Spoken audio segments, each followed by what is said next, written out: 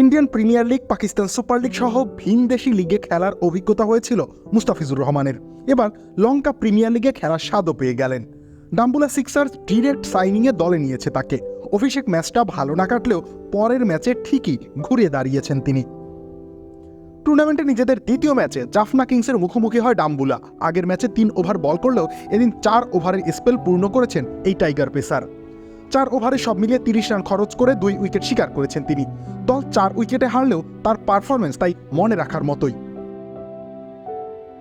নিজের প্রথম বলেই কুশাল মেন্ডিসের কাছে 4 হজম করতে হয়েছিল এই বাঁহাতিকে, কিন্তু প্রত্যাবর্তনের গল্প রচনা করে মেন্ডিসকে 2 বল পরে সাজঘরে ফেরান তিনি। সেই ওভারে মাত্র 6 রান খরচ হয় তার, যদিও পরের ওভারটা ভালো হয়নি।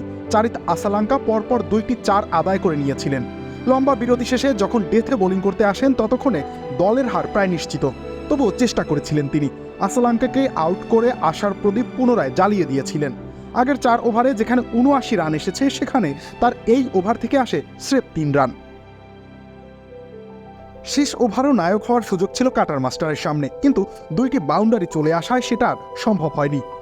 টি-20তে মুস্তাফিজ এখনও দেশসেরা পেসার, বিদেশি লিগেও সেটা প্রমাণ দিয়ে চলেছেন বিভিন্ন সময়ে।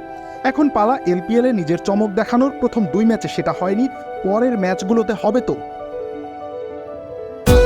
ভিটামিন এ, সি এবং ক্যালসিয়ামে ভরপুর টেস্ট মি, যা রোগ প্রতিরোধে সাহায্য করে। ওরে মজা রে, ওরে হেলদি রে, মজা।